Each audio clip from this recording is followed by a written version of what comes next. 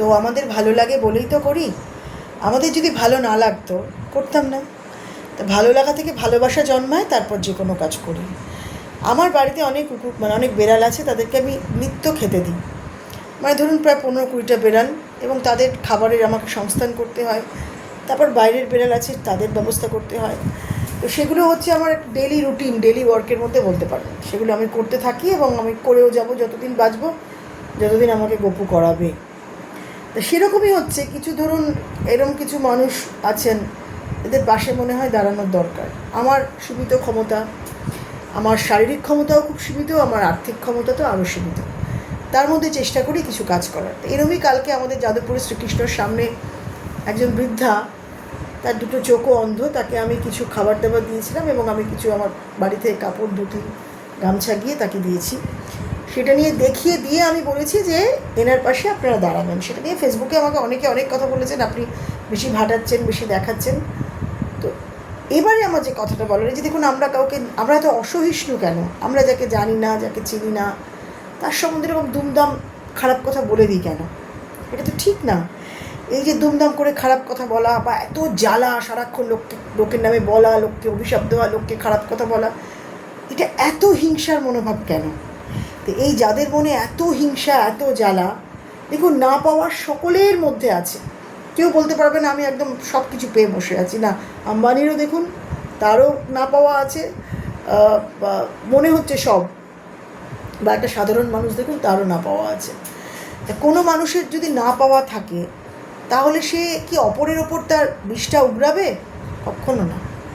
তো আপনি কিছু ভালো কাজ করতে পারলেন না হয়তো, ঠিক আছে, বা যে করছে তাকেও তো দমিয়ে দেওয়া উচিত নয়, উচিত কি? তো এইটা আমরা সবসময় করে থাকি। এই জিনিসগুলো একটু বন্ধ হওয়া দরকার। আর ফেসবুক আর ইউটিউব আসাতে কী হয়েছে, আমরা না পটাপট মানুষকে খুব খারাপ কিছু কমেন্ট লিখে ফেলি, কথা বলে দিই, যাকে জানি না চাইনি না তার সঙ্গে দুটো খারাপ কথা বলে দিলাম। ভালো না বলতে পারি, খারাপও বলবো না, ভালো লাগতে নাই পারে। এই যে আমার ভিডিও ভালো লাগে না বলে লোকেরা দেখেন না, ঠিক আছে। আমার ইউটিউব তো আমি বহু বছর ইউটিউব করছি, ধরুন প্রায় 3-4 বছর হয়ে গেছে, কোভিডের পরে 6 বছর ধরে ইউটিউব করছি, আমার এখনও 1000 সাবস্ক্রাইবার হয়নি। তার আমার ভিডিও ভালো লাগে না বলেই দেখে না, গপুকে ভালো লাগে না বলেই দেখে না, এটাই নর্মাল। তো সেখানে তাও ভালো, কিন্তু 10টা খারাপ কথা বলা সেটা তো ঠিক নয়। তো এবার ধরুন আমাদের কাউকে যদি অপছন্দও হয়, সেটা আমরা এরকম ওপেন প্ল্যাটফর্ম যেখানে আরও সব লোকেরা দেখছেন, সেখানে কি বলা উচিত? এটাতে কি মনে হয় না যে আমরা আমাদের অসহিষ্ণুতা, আমরা কতটা অধৈর্য, আমাদের কতটা হিংসা জ্বালা সেটা প্রকাশ করলাম? এবং সবথেকে বড় ব্যাপার হলো আমাদের বড় হয়ে ওঠা, আমাদের আপব্রিঙ্গিংয়ের প্রশ্ন ওঠে যে কোন রুচি, কোন সংস্কৃতি, আমরা কিভাবে বড় হয়েছি যে আমাদেরকে কাউকে ভালো না লাগলে এরকম দুমদাম তাকে এরকম যাচ্ছাতে এভাবে অপমান করা যায়। এটা গেল নাম্বার 1 পয়েন্ট। নাম্বার 2 পয়েন্ট, দেখুন এই যে ডিপ্রেশন নিয়েও বলার দরকার ছিল, ভেবেছিলাম বলবো এই ভিডিওটাতেই।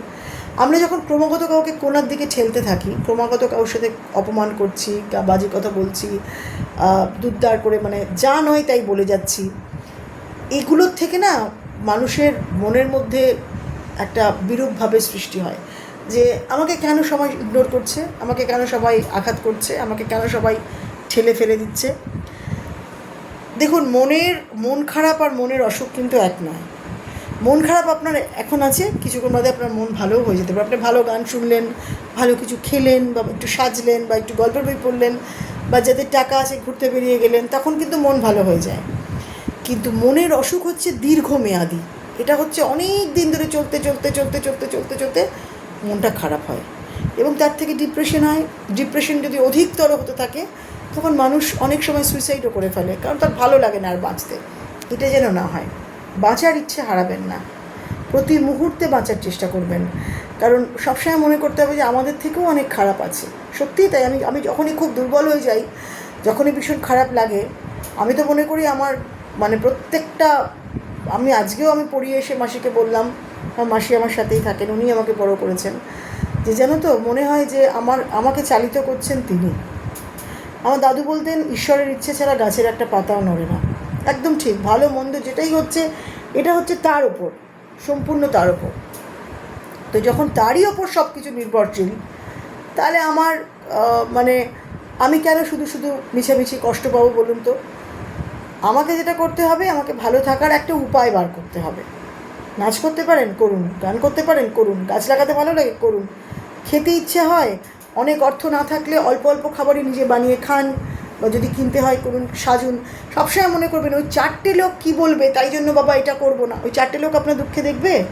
আপনি যখন কাঁদেন ওই বাইরের 4টে লোক এসে আপনার চোখের জল মোছাবে না। তাহলে হু আর দে, এরা কারা? আপনি আপনার নিজের শর্তে বাঁচুন, তাতে যারা আপনার পাশে থাকবে না তো ব্যাস চলো টাটা বাই বাই। তাদের লোকে আমায় কি বলবে তার জন্য আমি আমি স্কার্ট পরবো না, লোকে আমায় কি বলবো তার জন্য আমি প্যান্টস পরবো না, লোকে আমায় কি বলবো তার জন্য আমি ইউটিউব ফেসবুক করবো না। আমি তো এগুলো একদম পাত্তা দিই না। আমি মনে করি যারা আমার সামনে আসতে পারে না, যারা মনে করে যে হ্যাঁ তাদের থেকে আমি একটু হলেও এগিয়ে আছি, তারাই আমার পেছনে সমালোচনা করবে, এবং এটাই ঠিক, এটাই ভাববেন, দেখবেন বাকি রাস্তাটা না খুব স্মুথ হয়ে গেছে। তাই জন্য একদম ডিপ্রেশনে পড়বেন না। এটা হলো দ্বিতীয় নম্বর পয়েন্ট। থার্ড যেটা বলার আছে সেটা হচ্ছে, দেখুন অনেক সময় আমরা চুপচাপ হয়ে যাই, লোকেরা ভাবে আমরা বোধহয় খুব ইগোইস্টিক। না, কিছু কষ্ট তো এরকমও হয়, সেই সব ধরুন যেসব মানুষরা হঠাৎ করে সমস্ত কিছু ভিড়ের থেকে সরে আসেন, তারা তখন একা মোকাবিলা করেন, কারণ কিছু কিছু দুঃখ কথা দিয়ে প্রকাশ করা যায় না, সেগুলো মনের মধ্যেই আমাদেরকে ডুকরে ডুকরে খেয়ে নেয়। তো সেগুলোর সাথে লড়াই আমাদেরকে নিজেদেরকেই করতে হয়। তাই জন্য কিছু মানুষ তখন স্তব্ধ হয়ে যায়। তাই জন্য ভুল বুঝবেন না। দেখুন, কাউকে ভুল বোঝা খুব সহজ, আর ঠিক ততটাই কঠিন হচ্ছে কাউকে ঠিক বোঝা। চেষ্টা করবেন একটা মানুষকে ভুল বোঝার আগে তাকে ঠিক বোঝা। শুনবেন আগে, বলবেন পরে, দেখবেন সব স্মুথ হয়ে গেছে। ভালো থাকবেন, ভালো রাখবেন আশেপাশের সবাইকে। সর্বপ্রথম নিজে খুশিতে থাকার চেষ্টা করবেন। যেই মুহূর্তে আপনি খুশিতে থাকবেন, দেখবেন আপনার আশেপাশে সব কিছু রঙিন, কোনোটাই আর ধূসর নয়। ভালো থাকবেন। কেমন? আসবো আবারও আরেকটা ভিডিও নিয়ে। যদি ভালো লাগে, প্রতিবারের মতোই বলছি, একটু সাবস্ক্রাইব করবেন, দেখবেন, একটু লাইক শেয়ার কমেন্ট করবেন, কারণ আমার ইউটিউবটা দাঁড় করানো ভীষণ দরকার, কারণ আমার বিড়ালের সংখ্যা আরও বেড়ে যাচ্ছে। তো আপনারা যদি আমার ভিডিও দেখেন, ভালো লাগে, একটু শেয়ার করেন, একটু সাবস্ক্রাইব করেন, একটু যদি দেখেন, তাহলেও হয়তো আমার মনিটাইজেশনটা হবে। ভালো থাকবেন। চলুন গপুকে দেখিয়ে শুভরাত্রি বলি।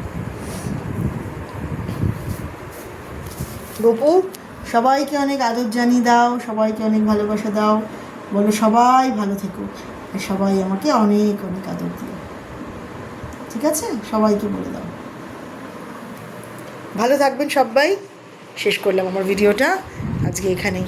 আশা করব যে সবাই খুব ভালো থাকবো, আমরা ভালো থাকবেন।